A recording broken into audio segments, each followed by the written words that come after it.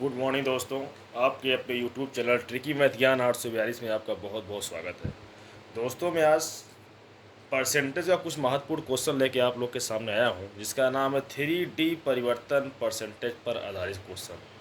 ये जो क्वेश्चंस हैं 3D परिवर्तन परसेंटेज पर आधारित है। बहुत लाजवाब क्वेश्चन है। ऐसा क्वेश्चन अक्सर एग्जाम पूछता है। चलिए टाइम को गंवाए बिना सीधा क्वेश्चन पाते हैं। और पहला क्वेश्चन आपके सामने आया हुआ है, जैसा कि लिख रहा है, यदि किसी घन की भुजा को 20% बढ़ा दिया जाए तो घन के आयतन में कितना परसेंट वृद्धि होगा। ये क्वेश्चन यूपी पीसीएस मेंस 2015 में आया है। पहला एक क्वेश्चन है जो यूपी पीसीएस मेंस 2015 में आया है। कह रहा है कि यदि किसी घन की भुजा को 20% बढ़ा दिया जाए तो उसके आयतन में कितना परसेंट का वृद्धि होगा। आइए लगाते हैं। बहुत इंपॉर्टेंट क्वेश्चन है, बहुत ईजी तरीके से आपको बताएंगे और एक ही बात दिमाग में घुसा देंगे। बस वीडियो में बने रहिए। क्वेश्चन ये कह रहा है कि यदि किसी घन की भुजा को 20% बढ़ा दिया जाए, जो घन की भुजा है उसमें 20% का इंक्रीमेंट कर दिया जाए, तो घन का जो आयतन v होगा कितना परसेंट बढ़ जाएगा। जो आयतन v होगा कितना परसेंट बढ़ जाएगा। पहले तो आपको ये जानकारी होना चाहिए कि घन का आयतन होता क्या है। जो घन का आयतन v होता है वो होता है भुजा भुजा का क्यूब, यानी भुजा का 3 बार गुणा किया जाता है। भुजा का क्यूब या इसे लिख सकते हैं, अगर भुजा हमारी मान लेते हैं ए है तो लिख सकते हैं कि v इक्वल ए पावर क्यूब। ये होता है घन का आयतन। जब तक आप घन का आयतन का फार्मूला नहीं जानते होंगे आप क्वेश्चन को हल नहीं कर पाएंगे। तो क्वेश्चन को हल करने से पहले आपको घन का आयतन का जो सूत्र होता है उसको पता होना चाहिए। हमने बता दिया कि घन का जो आयतन होता है v इक्वल टू होता है भुजा की पावर क्यूब। अगर मान लेते हैं भुजा हमारी ए है तो क्या हो जाएगा, v equal to a power cube. A हो जाएगा, यानी भुजा का क्यूब हमने भुजा अगर ए मान लिया, इसको हम सिंपली भाषा में लिख सकते हैं v equal to a power cube. या ऐसे भी लिख सकते हैं v equal to a cross a 3 बार। इसका मतलब होता है कि भुजा का 3 बार अगर गुणा कर देते हैं, घन की भुजा का 3 बार गुणा कर देंगे तो घन का आयतन निकल के आ जाएगा। यही जो है घन का आयतन का सूत्र होता है। तो चलिए, ये तो बेसिक कॉन्सेप्ट था। अब सीधा क्वेश्चन पाते हैं। क्वेश्चन कह रहा है कि यदि घन की भुजा को 20% बढ़ाया जाए, जो घन की भुजा ए है, क्योंकि घन की भुजा ए है, सब भुजा ए ही है, इसको 20% बढ़ाया जाए। इसको भी 20%, इसको लंबाई चौड़ाई ऊंचाई तीनों इसकी है, इसको 20% बढ़ा दिया जाए तो इसका जो घन का आयतन होगा फाइनली उसमें कितना परसेंट की वृद्धि होगी। क्वेश्चन ये पूछ रहा है। तो चलिए क्वेश्चन को लगाते हैं, आइए देखते हैं। अब थोड़ा सा रफ कर दें और सीधा क्वेश्चन पाएंगे।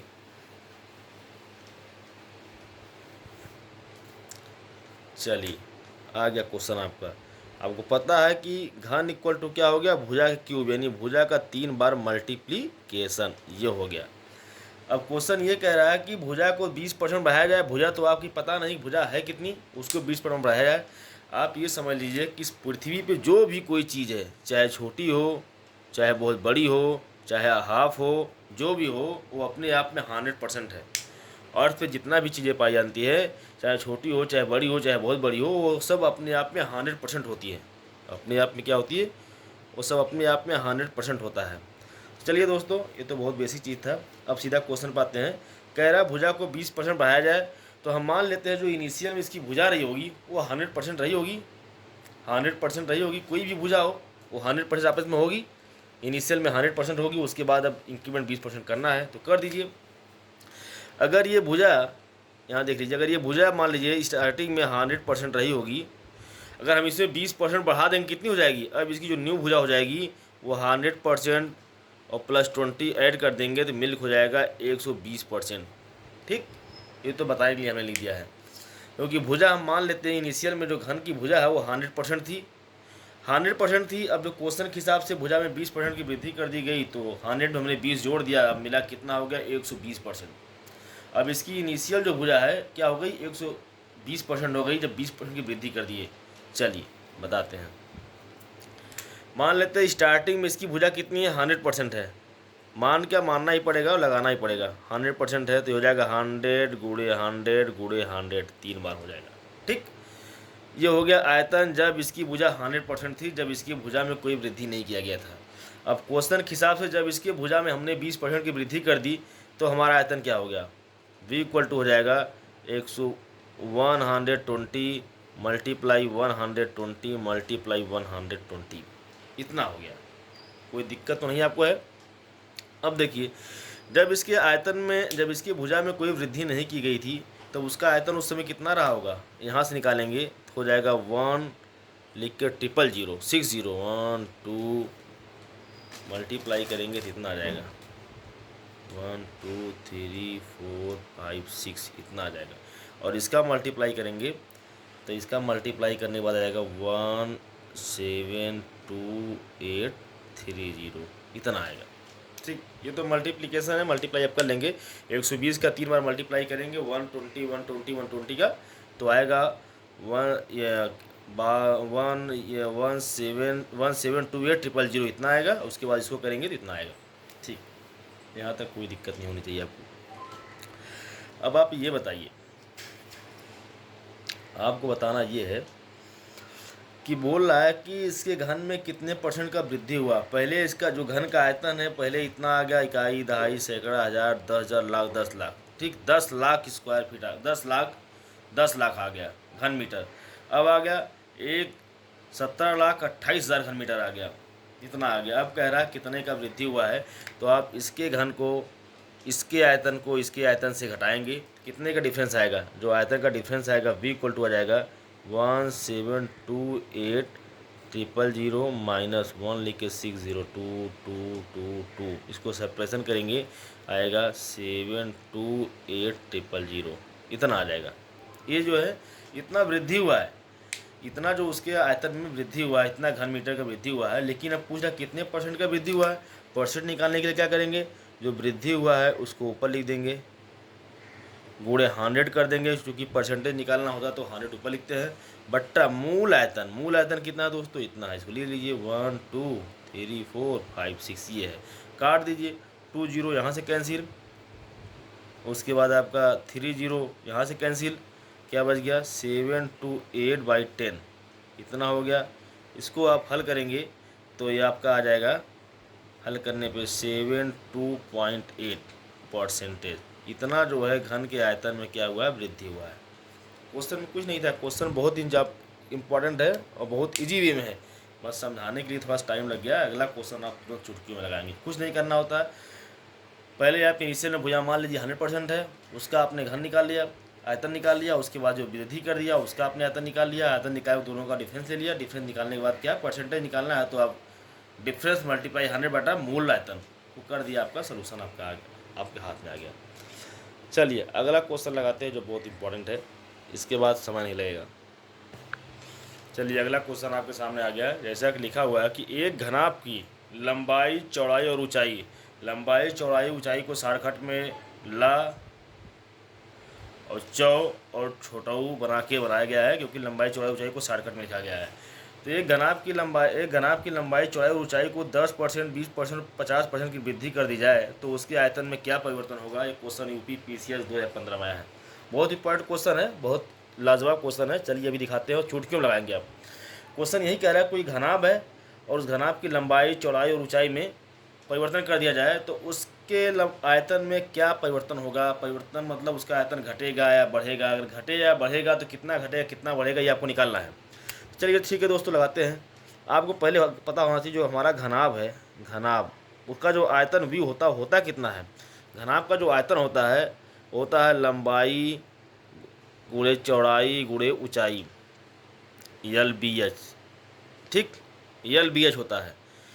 जो घनाभ का आयतन होता है LBH होता है। L का मतलब लंबाई, चौड़ाई, ऊंचाई, ये होता है। इसको हम लिख सकते हैं हिंदी में ऐसे, लंबाई गुणे चौड़ाई और गुणे ऊंचाई, ये जो होता है ये घनाभ का आयतन होता है। जब तक ये चीज़ आपको नहीं पता होगा आप सूत्र से क्वेश्चन को नहीं हल कर पाएंगे, क्योंकि आपको फार्मूला पता होना चाहिए कि अब घनाभ के बारे में पूछ रहा है, घनाभ का आयतन के बारे में पूछ रहा है, तो हमें घनाभ का आयतन पता होना चाहिए। घनाभ का आयतन होता क्या है। जब घनाभ का आयतन का फार्मूला आप जान जाएंगे तो सेम उसी फार्मूले क्वेश्चन को रख देंगे। हमने आपको बता दिया घनाभ का जो आयतन V होता है L गुणे B गुणे H, इसको हिंदी में बोलते हैं लंबाई गुणे चौड़ाई गुणे ऊंचाई। अब कुछ नहीं करना है, ठीक इसी फार्मूले पर ला रखते हैं क्वेश्चन को। ठीक है, देखिए कैसा होता है। आइए दोस्तों, ये आपका हो गया आयतन V = लंबाई गुणे चौड़ाई गुणे ऊंचाई, जिसे बोलते हैं लंबाई गुणे चौड़ाई गुणे ऊंचाई को लंबाई को L से, चौड़ाई को B से और ऊंचाई को H से डिनोट करते हैं। तो ठीक है, यही क्वेश्चन है जैसे पहले लगाया गया, यही कह रहा है कि घनाभ की लंबाई चौड़ाई ऊंचाई को 10%, 20%, 30% की वृद्धि कर दी जाए तो आयतन में क्या परिवर्तन होगा। भाई स्टार्टिंग में तो उसकी कुछ न कुछ लंबाई रही होगी, चौड़ाई रही होगी, ऊंचाई रही होगी, ऐसा तो है नहीं, घनाभ है तो उसकी लंबाई चौड़ाई कुछ नहीं रही होगी, स्टार्टिंग में तो कुछ न कुछ रहा होगा। चलिए मान लेते हैं हम कि स्टार्टिंग जो है उसकी लंबाई गुणे चौड़ाई गुणे ऊंचाई, उसका जो लंबाई है 100% रहा होगा, चौड़ाई भी 100% रहा होगा और ऊंचाई भी 100% रहा होगा, ये रहा होगा। ठीक, अगर लंबाई चौड़ाई ऊंचाई तीनों 100% उसका स्टार्टिंग में रहा होगा तो आयतन क्या होगा, आयतन V इक्वल टू हो जाएगा लंबाई मतलब 100, चौड़ाई मतलब 100%, ऊंचाई मतलब 100%, इसको मल्टीप्लाई कर देंगे आएगा 1,0,0,0,0,0,0 बार 0 हो जाएगा। ठीक, इतना हो जाएगा। अब अगला टर्म आपका क्या है, ये तो आयतन था आपका जब इनिशियल में उसकी लंबाई चौड़ाई ऊंचाई हमने 100% मान रखा है। अब क्वेश्चन के हिसाब से क्या कह रहा है कि उसके लंबाई चौड़ाई ऊंचाई को 10%, 20%, 50% बढ़ा दिया जाए, यानी लंबाई में 10% कर दिया जाए, लंबाई जहाँ 100% है वहाँ 110 हो जाए और चौड़ाई जहाँ 100% है वहाँ 120% हो जाए और ऊंचाई जहाँ आपकी 100% है वो बढ़ के कितना हो जाए 150% हो जाए, तो क्या होगा आयतन, निकाल लीजिए। अब आयतन आपका हो जाएगा यहाँ से, लंबाई अभी आपकी 100 थी, अब कितनी हो गई 110% हो गई, क्योंकि 10% की वृद्धि हुई है। ऊंचाई अभी 100 थी, अब कितना हो गई 120 हो गई। चौड़ाई, अब ऊंचाई अभी क्या थी, ऊंचाई आपकी 100 थी, अब हो गई 150%। इन तीनों का अगर हम मल्टीप्लाई कर देंगे तो में भी आ जाएगा ये, करके देख लीजिए क्या आता है। करेंगे 120 को 150 में गुणा करेंगे तो 0 0, 12 25 60, 12 करने में 12 6 18, इतना आ गया। और अभी मल्टीप्लाई करना आपको 110 से है, इसका कर देंगे 0 0 0, एक जीरो बढ़ जाएगा, 11 8 88, 11 करने में 11, 11 8 19, इतना हो गया। ठीक, इसको हम पढ़ेंगे क्या, इकाई दहाई सैकड़ा हज़ार 10,000 लाख 10 लाख, 19,80,000। ठीक, 19,80,000 हो गया। ये आपका आयतन V1 था, ये दूसरा आयतन V2 हो गया।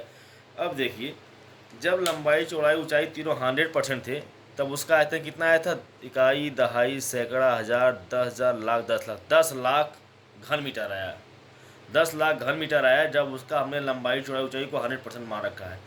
जब हमने मान लिया कि 20%, 10% और 50% की वृद्धि कर दिया लंबाई चौड़ाई ऊंचाई में, तब उसका आयतन कितना आ गया 19,80,000 आ गया। तो अब डिफरेंस निकालिए कि अब तो एक तो चीज़ क्लियर हो गया कि आयतन बढ़ा हुआ है, इतना चीज़ करने से क्या होगा कि आयतन बढ़ गया, कितना बढ़ गया उसको आप निकाल लीजिए।